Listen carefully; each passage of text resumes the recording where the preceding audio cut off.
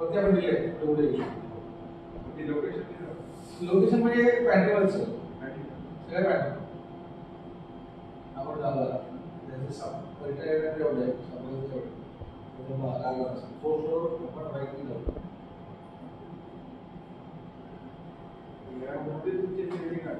यावेळेस हो सगळे काय तुम्हाला येईल काय मला तुम्ही तुमचे रिक्वायरमेंट ज्या त्यानुसार आपण ते लावूया